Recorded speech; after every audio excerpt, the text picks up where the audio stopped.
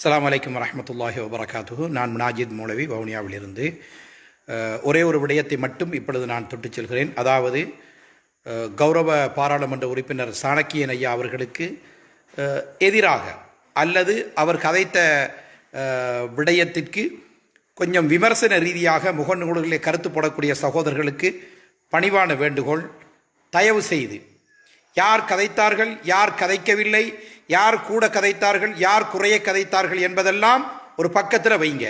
சாணக்கியன் துணிந்து கதைத்த சாணக்கியனுக்கு எதிராக வேறு யாராவது கதைப்பீர்கள் என்றால் மன்னிச்சு கொள்ளுங்கள். சாணக்கியனுக்கு எதிராக, அவருடைய அரசியலுக்கு எதிராக, அவருடைய குரலுக்கு எதிராக யார் கதைத்தாலும், எவன் கதைத்தாலும் அது நல்லா இருக்காது. அவருடைய அஜெண்டாவில் வந்தார், அவரை கதைக்க விடாம பெரும்பான்மையினர்கள் தடுக்கிறார்கள். எவ்வளவு துணிவாக துல்லியமாக கதைத்த அந்த சாணக்கியனுக்கு கௌரவ பாராளுமன்ற உறுப்பினர் அவர்களுக்கு முடிந்தால் நன்றி செலுத்துங்கள், முடிந்தால் ஆதரவாய் பேசுங்கள். உங்களுக்கு எனக்கு முடியாதா, துப்பில்லையா, பொத்திக்கிட்டு இருங்க, பொத்திக்கிட்டு இருங்க. உங்களோட அரக்க அசிங்க குணத்தை கொண்டு இதில் காட்டாதீங்க. முடிந்தால் நன்றி செலுத்து. முஸ்லிம் பாராளுமன்ற உறுப்பினர்கள் கதைத்தார்கள், இல்லை என்று சொல்லவில்லையே, நாங்க கதைத்தார்கள். ஆனால் சாணக்கியன் கதைத்தார். அவர் எப்படி கதைத்தார்? அவருடைய கதையின் வடிவம் என்ன? எப்படி கேட்டார்? இந்த முஸ்லிம்கள் உங்களிடத்திலே என்ன கேட்டார்? என்ன கேட்டார்கள்? இந்த முஸ்லிம்கள் உங்களிடத்திலே கேட்டது அவருடைய கடைசி கடமையை செய்ய முடியுமாக இருக்கின்ற கடமையை செய்ய விடுங்கள் என்று. சால்வைக்கு பின்னால் மறைந்து போய் இருக்கின்ற சோழவர்களுக்கு சொல்லுகிறோம். இந்த சால்வைக்கு பின்னால் ராஜபக்ச குடும்பத்துக்கிட்ட இருந்து அபிவிருத்தி செய்ய புறப்பட்டிருக்கின்ற சோழவர்களுக்கு சொல்லுகிறோம். ஜனாசாக்கள் எரிக்கப்படுகின்ற இந்த ஜனாசாக்கள் தொடரும் நிலையில் எந்த முஸ்லிமுக்கும் எந்த அபிவிருத்தியும் தேவையில்லை. மையத்து அடக்க விடமாட்டேன்றான். எங்களுக்கு கல்வீடா இப்ப கேட்குது. அபிவிருத்திகள் தேவைப்படுறதுக்கு ஒரு நேரம் இருக்குது. சோழவனுக்கு எதை கொடுத்தாலும் கொடுத்து சமாளிக்கலாம் என்ற நினைப்பை விடுங்கள். தமிழ் மக்களை பாருங்கள், அவர்களிடத்திலிருந்து படிப்பினை பெறுங்கள். நீங்க என்ன கதைச்சிக்கிட்டு இருக்கிறீங்க? அந்த மனிதன் கதைத்தார் என்றால் ஒரு நன்றி சொல்லுங்க, நன்றி சொல்லுங்க. அசிங்கமான அரசியல் அதுக்குள்ள செய்யாதீங்க. நமக்கு வெக்கம் இல்லை, நமக்கு துப்பு இல்லை, நமக்கு 20க்கு கையோசத்தினோம். இந்த அழிஞ்சு போற உலகம் என்று சொல்றது நம்ம தான். இந்த உலகம் நமக்கு இல்லை, மறுமைதான் நமக்கு என்று சொல்வது நம்ம தான். இந்த உலகத்தை வெறித்தனமாக நேசிப்பது நம்ம தான். என்ன அபிவிருத்தி? என்ன எவன் கேட்டா அவங்கள்ட்ட அபிவிருத்தியை? இப்ப முதலாவதாக கருணையோடு கேட்டுக்கொள்கிறேன், மிகவும் வேதனையாக இருக்கிறது. முகநூல்களை இதுகளை பார்த்தால் சாணக்கியருக்கு எதிராக கதைக்கிறீங்க. கதைக்காதீங்க, கதைக்காதீங்க. மனசை தொட்டுப்பார். முஸ்லிம் ஸ்ரீலங்கா முஸ்லிம் காங்கிரசின் தலைமை கதைத்தது, அகில இலங்கை மக்கள் காங்கிரசின் தலைமை கதைத்தது, அல்லது மற்ற பாராளுமன்ற உறுப்பினர்கள் கதைத்தார்கள், விஷயம் முடிஞ்சு. சாணக்கியன் நேற்று கதைத்ததற்கு, முந்தநாள் கதைத்ததற்கு இறைவனுடைய கிருபையினால் அருமையான சகோதரர்கள் நேற்று கதைத்ததற்கு அவர்கள் மக்கள் மனமும் வந்து வாழ்த்து சொல்லுகிறார்கள், வாழ்த்து சொல்லுகிறார்கள். அதற்குள் தமிழ் தேசியத்தை பற்றி கதைக்கிறீர்கள், தமிழில் விடுதலை புலிகள் செய்ததை பற்றி பேசுகிறீர்கள். இந்த கதையெல்லாம் வை. துரோகம், பிரச்சனை, துன்பம், கஷ்டம் என்று நினைத்தால் இந்த மண்ணிலே வாழவே முடியாது. யார் இந்த நாட்டிலே யாருக்கு அநியாயம் செய்யவில்லை? எல்லோரும் எல்லோருக்கும் பிழை செய்திருக்கிறார்கள். ஒரு மனிதன் நன்மையை சொல்ல புறப்பட்டு விட்டானா ஹலாஸ், சப்ஜெக்டை விடுங்க.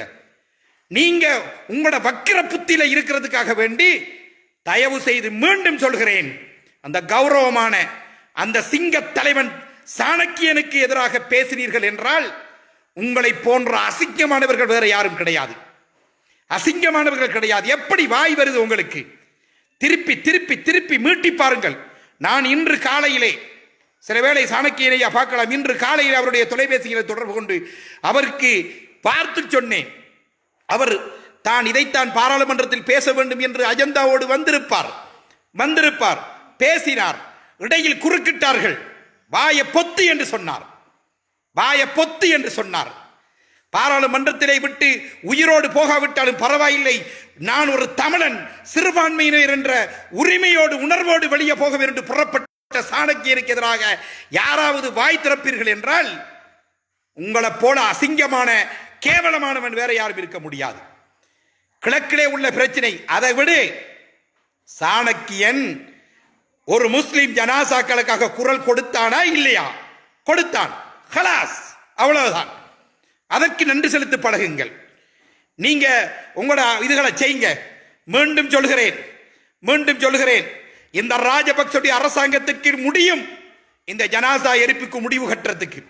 முடியுமாக இருந்தும் பம்மாத்து விளையாட்டு காட்டி WHO சொன்னதாம், சுகாதார அமைப்பு சொன்னதாம், இந்த அரசாங்கத்துக்கு கீழ் இருக்கிற அத்தனை திணைக்களங்களிலும் இருக்கின்ற விடயங்களுக்கு நேரடியாக தலைப்போட இந்த அரசாங்கத்துக்கு முடியும், இந்த ஆட்சியாளர்களுக்கு முடியும். ஜனாசாக்களுடைய விஷயத்தில் மட்டும்தான் முடியாது. அப்படித்தானே? படைத்த இறைவனிடத்திலே நாங்கள் பாரம் சாட்டுகிறோம். அந்த படைத்த இறைவன் லேசா 5 ஜனாசாக்கள் எரிக்கப்பட போகுது.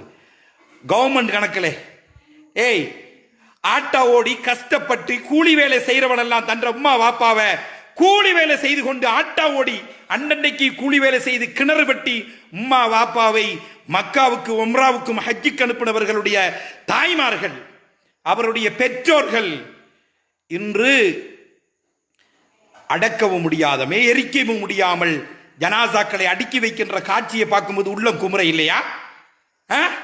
அபிவிருத்தி என்று சொன்னால் நஜீச எடுத்து தின்னுவீங்களா? பன்றை இறைச்சிலையும் செத்த மாமிசத்திலையும் அபிவிருத்தி தேவையா?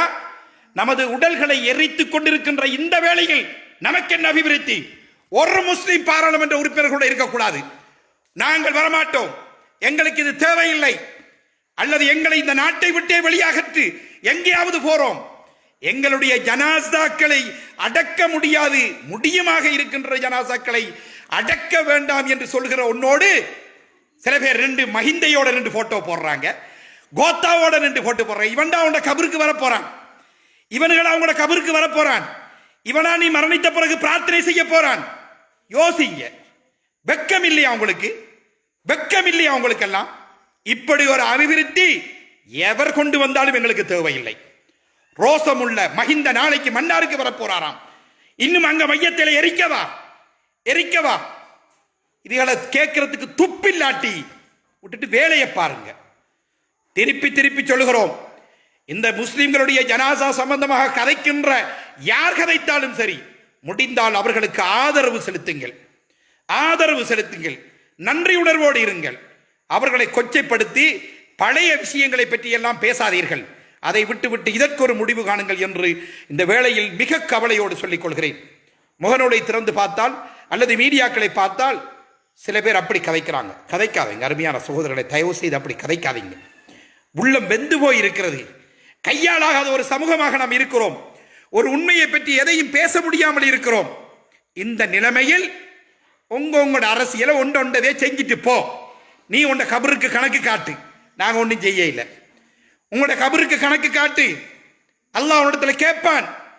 வெக்கம், ரோசம், சூடு, சொரணை இல்லாத யாரெல்லாம் இந்த 20க்கு 20க்கு கை உயர்த்தினார்களோ, சரியான முஸ்லிம்களாக இருந்தால், நீங்க உருவாக்கின பாராளுமன்ற உறுப்பினர்களாக இருந்தாலும், எவனா இருந்தாலும் சரி, யாரா இருந்தாலும் சரி, அது அகில இலங்கை மக்கள் காங்கிரஸ் முஷர்ரஃபா இருந்தாலும் சரி, இரட்டை பிரஜா உரிமையும் தேவையில்லை, 3 பிரஜா உரிமையும் தேவையில்லை. நமக்கு நம்ம என்னத்துக்கு இவனுக்கு நமக்கு ஒட்டுமொத்தமா தேவையில்லைன்னா தேவையில்லை.